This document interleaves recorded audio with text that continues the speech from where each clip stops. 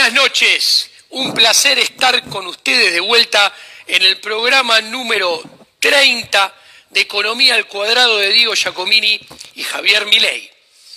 Voy a aprovechar que el miércoles pasado Diputados dio media sanción al proyecto presupuesto 2019 y que el Senado tiene que votarlo esta semana. ¿Para qué?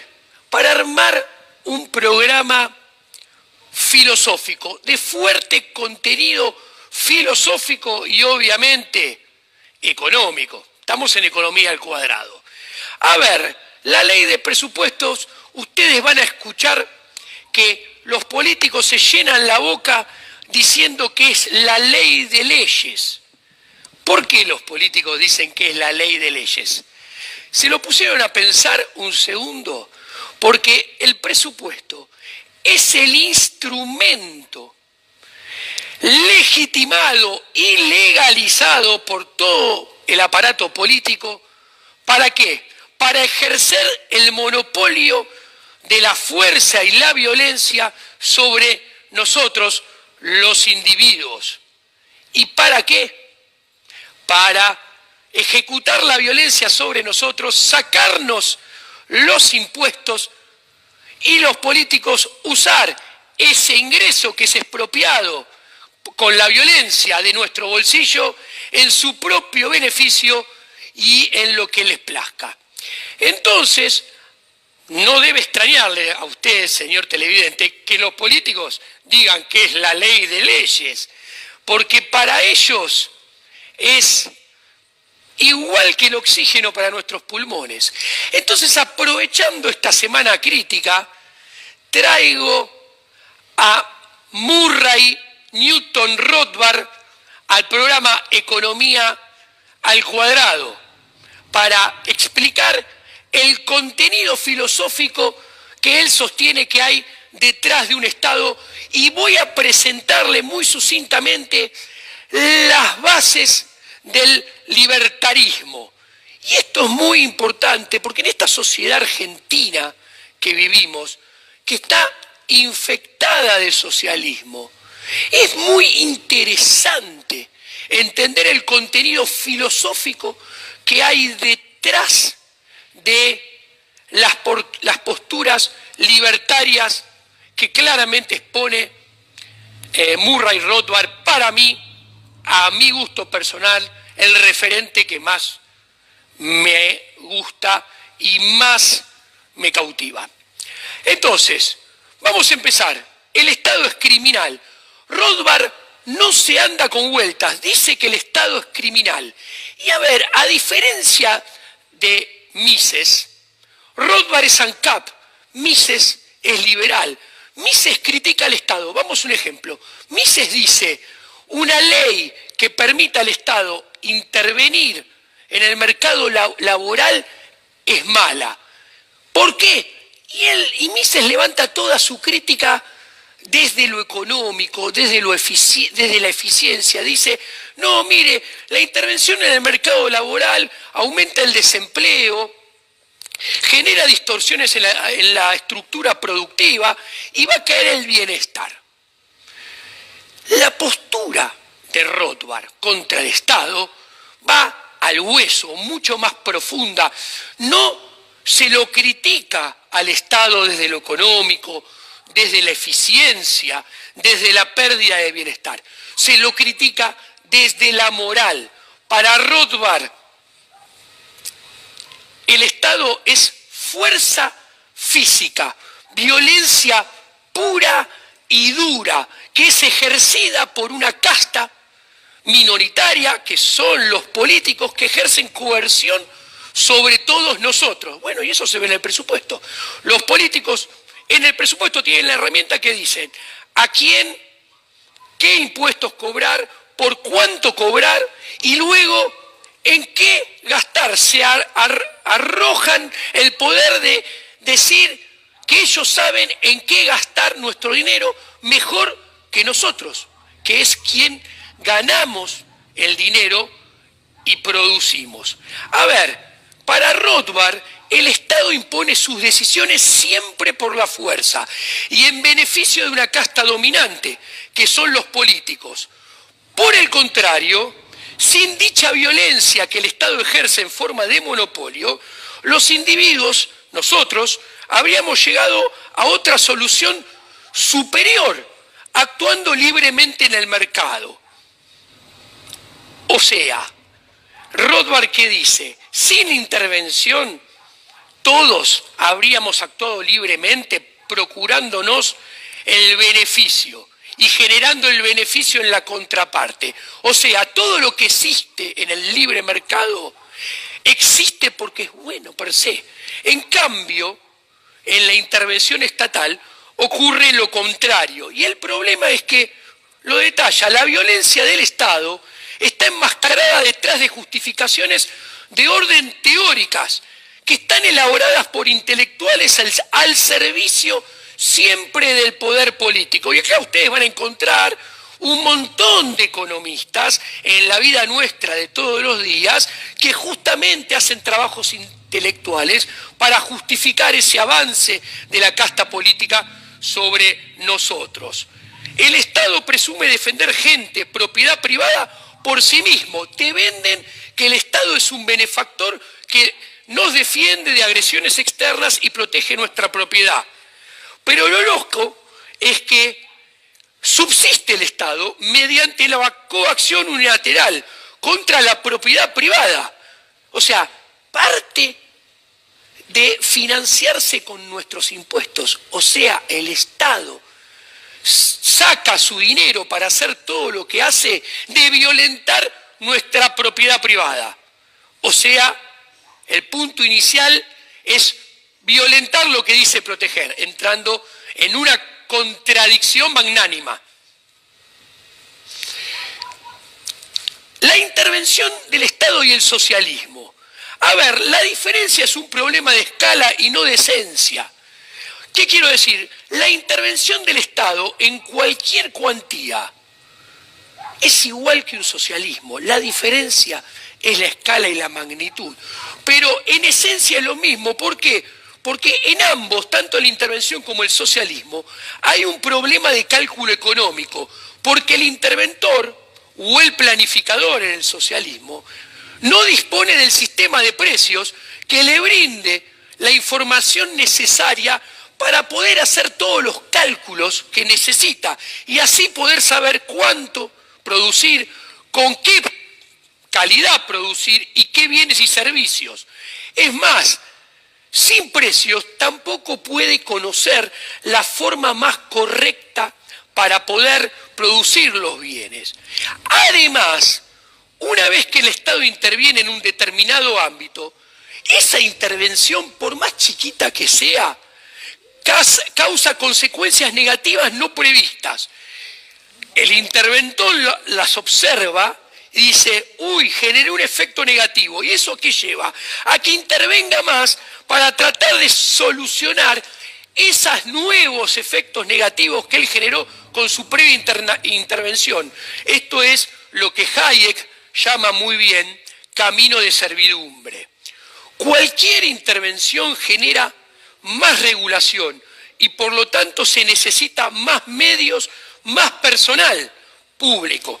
Con lo cual esto termina generando un crecimiento exponencial del sistema público. Más impuestos, más deuda, más emisión monetaria, más inflación, menos renta disponible para las familias y empresas, más pobreza, menos empleo. ¿Qué se ve? Que todo esto que Argentina viene experimentando crecientemente hace 70 años y muy aceleradamente en los últimos 15 años, es consecuencia de, como dice Hayek, el camino de la servidumbre, de tener un Estado cada vez más grande que interviene cada vez más, generando costos cada vez más altos.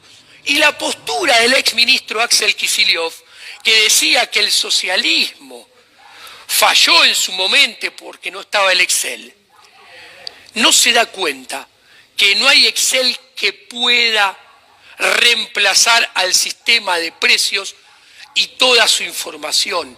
¿Por qué? Porque el sistema de precios en libre operatoria es el único que puede captar los cambios que generamos permanentemente los individuos interactuando en libertad unos con otros. Y acá, esto es un tema muy importante. Esto que estoy planteando, ustedes capaz se están sorprendiendo del otro lado. Lo escuchan y lo empiezan ya a negar. No lo quieren ni escuchar. Dicen que Murray Rothbard está loco y que yo también.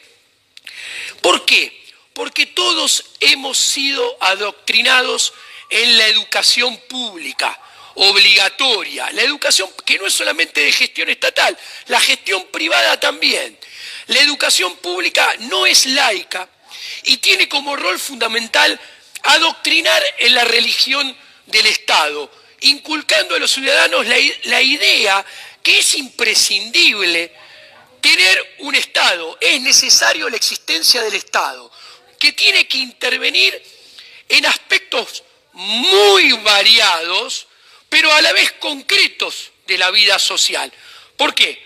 Porque su intervención va a corregir injusticias, fallos y además va a brindar igualdad de oportunidades a todos.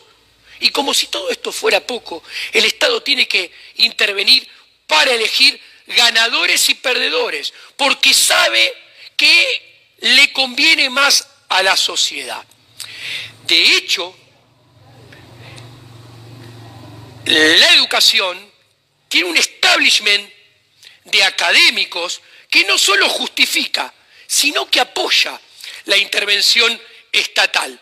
No solamente eso, este establishment reclama que la intervención estatal debe ser cada vez más grande y abultada para solucionar los crecientes problemas que van apareciendo, que no se dan cuenta que aparecen por lo que comenté antes que remarcaba Hayek.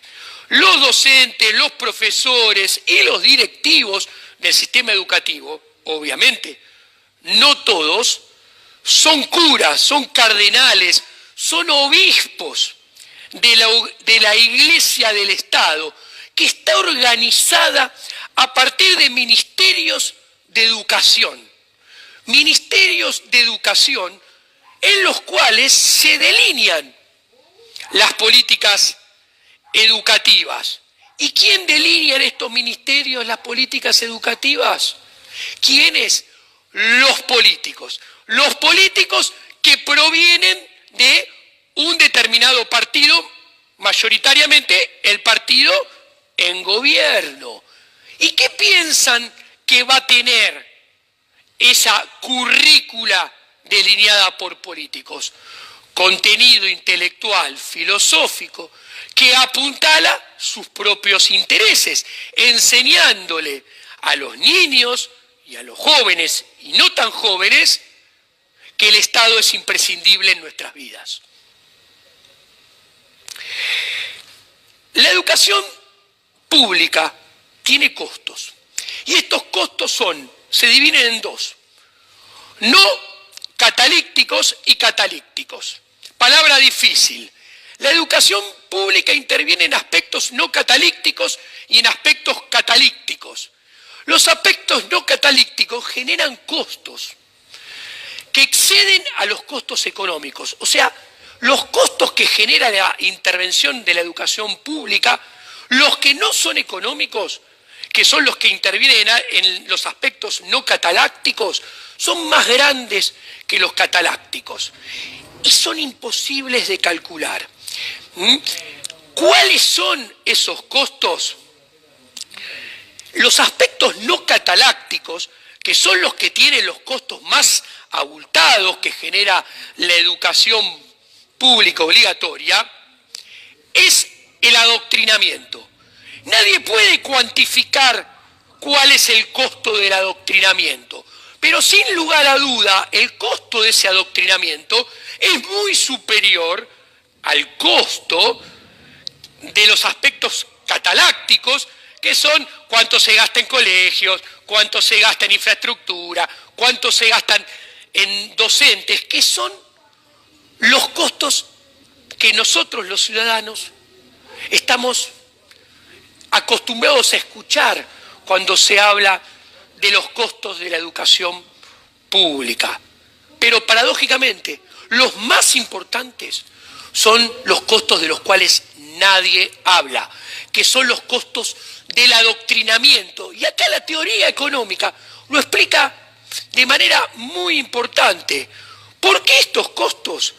Porque no se puede determinar cuál hubiera sido el tipo de educación en cantidad, en calidad, que los agentes económicos y educativos, o sea, los consumidores de educación, los chicos, los jóvenes, habrían elegido sin una política pública educativa que nos obligara a seguir una determinada currícula, con un mínimo de horas, con un mínimo de contenidos, con unos determinados contenidos, que si no los tenemos, nos castigan. ¿Cómo? No dándole la validez a nuestros títulos. Y eso genera consecuencias adicionales, que no es conseguir trabajo, por lo tanto tener mala calidad de vida, etcétera, etcétera. O sea, te tenés que adoctrinar en la educación pública obligatoria, porque si no, no te dejan vivir. El Estado no te deja vivir. El nivel académico, la cantidad de enseñanza y la calidad de enseñanza son fijadas por planificadores educativos estatales que no conocen la capacidad ni las preferencias, o sea, lo que queremos, nosotros, los que nos educamos, en el colegio, en el jardín, primario, secundario, universidad, tanto en el presente como en el futuro. Y además, hay otro problema. No hay información con respecto al precio que se va a pagar o a la valoración que se tiene respecto del tiempo de estudio, de permanencia en esos colegios públicos que te obligan a estar. Entonces, en este marco, entendiendo todo esto, se entiende que la educación pública obligatoria solamente puede proveer un producto que no puede satisfacer la demanda de educación de nosotros, los agentes individuales. No la puede satisfacer nunca, ya sea por exceso o por defecto, o porque su calidad no responde a nuestros intereses. Tipo de intervención estatal. Murray Rothbard divide la intervención estatal en tres tipos. La intervención autística. ¿Cómo es la intervención autística? Cuando te mandan compulsivamente a sacar un DNI, por ejemplo, o un pasaporte. El Estado interviniente obliga a hacer o a no hacer determinadas cosas sin ningún bien o sin ningún servicio, a cambio de ninguna contraprestación. Porque, a ver, el DNI lo tenés que tener porque hay una ley que la sacó el propio Estado con sus apóstoles, lo político, que dice que la tenés que tener, pero podrías vivir sin DNI. Intervención binaria. Quiero que se entienda lo filosófico. El ejemplo está de más. Quiero que esté de más. Quiero ir al nudo de la cuestión, el fondo. El segundo tipo de intervención es la intervención binaria. El Estado obliga al individuo a hacer un intercambio compulsivo de bienes o servicios entre yo, el individuo, y el Estado. Por ejemplo, los impuestos. Por ejemplo, el servicio militar. Por ejemplo, participar obligatoriamente como testigo en algo. En otros sistemas judiciales, como jurado. Obviamente, esto baja nuestro bienestar individual. Y el tercer tipo de intervención es la intervención triangular. El Estado puede obligar o prohibir a un intercambio entre par de sujetos. O sea, estoy yo con Javier Milei y viene el Estado y me dice, no, ustedes no pueden comerciar eso. O ustedes pueden comerciar eso, pero a determinado precio. O ustedes pueden comerciar eso, pero en determinadas cantidades. O ustedes pueden producir algo solamente en determinada cantidad, con determinada calidad. Como si el mercado fuera estúpido y fuera a consumir cosas cuya calidad no satisface sus necesidades. Como si nosotros fuéramos estúpidos y no supiéramos en qué cuantía debemos consumir determinadas cosas, ¿no? Esto es importante. Intervención, utilidad y conflicto.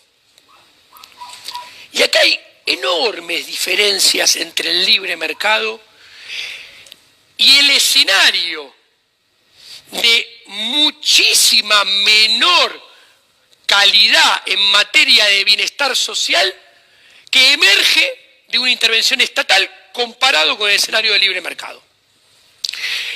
En libre mercado, el agente económico intercambia voluntariamente unos con otros bienes y servicios, porque ese intercambio maximiza nuestra utilidad.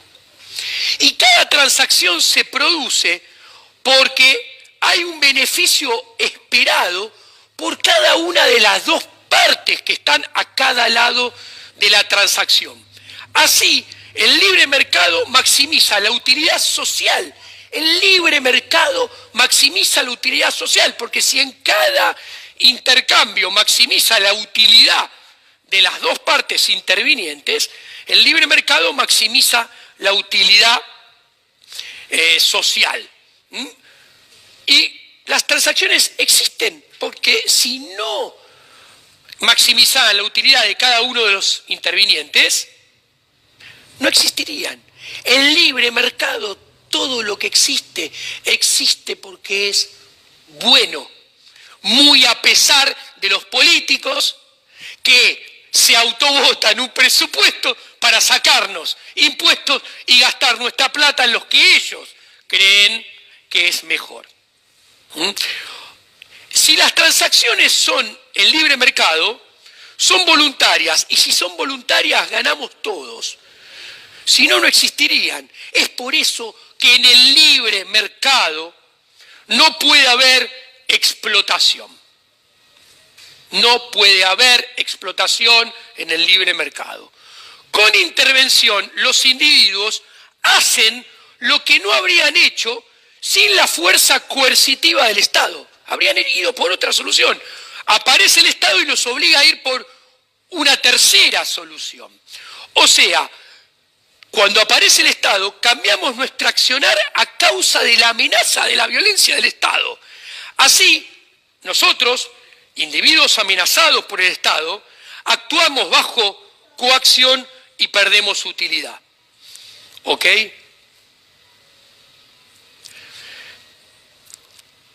¿Qué pasa? A diferencia de lo que sucede en el libre mercado, donde todos ganan, y por eso hay intercambios voluntarios, lo cual aniquila la versión mercantilista del siglo XVII, de que es suma cero, que para que ganen unos tienen que perder otros. Esto es una falacia, está mal. En el libre mercado no es suma cero, ganamos todos. Por el contrario, con intervención siempre hay un grupo de hombres que gana a costas de hombres que pierden. Con la intervención estatal aparece la suma cero. Hay ganadores y perdedores. Y esa pérdida es tangible en bienes y en servicios. A ver, interviene, te sacan impuestos. Lo podés medir. ¿Cuántos bienes, cuántos servicios dejaste de poder tener por eso? Con la intervención aparece una pelea por ser ganador neto. en lugar de ser perdedor neto, ser parte del equipo invasor interviniente y no quedar del lado de la víctima. Esto lo vemos en el Congreso.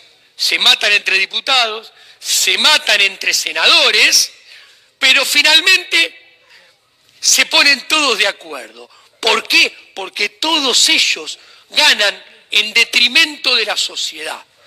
Con libre mercado es armonía y beneficios mutuos. Intervención del Estado es conflicto, casta, coerción y explotación. La división de la sociedad en clases surge con la intervención del Estado. Y la sociedad queda dividida en dos. En los pagadores netos de impuestos y los cobradores netos de impuestos. Los pagadores netos de impuestos somos los individuos que perdemos inexorablemente. Los únicos que son cobradores netos de impuestos, o sea, que reciben más de los impuestos que pagan, son los políticos. Y esto se ve en Entre Ríos y Rivadavia, clarísimo. Se pelean durante un par de horas, hacen toda una puesta de escena, pero todos ellos ganan en detrimento nuestro. Democracia y voluntad, esto está relacionado con esta problemática. Los defensores de la intervención estatal suelen argumentar que en democracia la intervención estatal no es coercitiva, sino es voluntaria, ya que está apoyada por la mayoría del pueblo. Esto es una patraña, es uno de los argumentos más falaces que hay. ¿Por qué? Uno, porque los que votaron en blanco impugnado, la intervención del gobierno de turno no la apoyan. Los que votaron por el partido que perdió la intervención del gobierno de turno, menos aún la apoyan. Y algunos de los votadores del gobierno de turno, vaya, si los apóstoles amarillos del gobierno de Macri y el mismo Macri lo saben, lo votaron porque dijeron no me queda otra, es el mal peor. Parece que después la evidencia les muestra otra cosa. Pero ¿qué quiere decir? Lo votaron sin convencimiento. Entonces, sin ese convencimiento, tampoco hay mucho apoyo. Pero vayamos al fondo de la cuestión. Miren qué importante.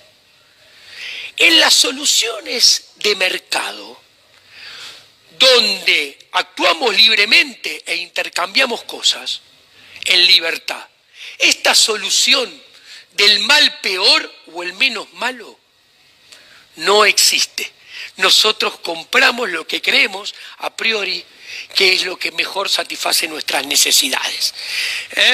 Lo más importante de todo es que la violencia y la coerción son violencia y coerción, sin importar la cantidad de personas que la ejercen y la cantidad de personas que la sufren. O sea, este argumento de que es un partido político en un gobierno que interviene, está apoyado por una cantidad de personas y se interviene en detrimento de otras, es falaz, es coerción, sean 1000 contra 100 o sean 100.000 contra 10, sigue siendo coerción y violencia pura. Y acá, cerrando esto, quiero decirle, tengan en cuenta, nosotros vamos a las urnas cada 2 años, pero jamás podemos votar por el sistema, jamás podemos votar por la esencia, jamás podemos votar por esa construcción que hay detrás del Estado. Solamente votamos por nombres, nombres que no tenemos cómo evaluarlos. O sea, vos vas al médico y lo contratás y le pagás porque pensás que es bueno. Cuanto mejor sea, seguramente va a ser más caro. Y sabés cómo se desenvolvió profesionalmente y las cosas que hizo y cómo actúa profesionalmente. En la política eso no está. Bueno, señores, llegando acá a terminalizar este programa, piensen en este programa a partir de hoy a la noche, cuando escuchen del presupuesto 2019, cuando escuchen de los impuestos que van a tener que pagar, cuando paguen los impuestos. Y si quieren interiorizarse en serio por el libertarismo, les aconsejo empezar por Murray Rothbard, y les voy a dejar 3 títulos. Por una nueva libertad, que es el manifiesto libertario de Murray Rothbard, La ética de la libertad, también de Murray Rothbard, y finalmente el libro Poder y Mercado, que es el libro que se dedica a destrozar filosóficamente cada uno de los sustentos que hay detrás de cada una de las intervenciones del Estado. El capítulo 1 del libro Poder y Mercado de Murray Rothbard, que les muestro la tapa, empieza explicándole que la justicia y la seguridad no tienen por qué ser un monopolio de la fuerza estatal. Y les muestra cómo puede ser la justicia y la seguridad brindada por empresas privadas compitiendo en un mercado libre. Los invito a leer y investigar toda esta literatura, que no la van a ver nunca en una casa de estudio bajo la órbita de los políticos en un Ministerio de Educación. Buenas noches, ha sido todo por hoy. Gracias.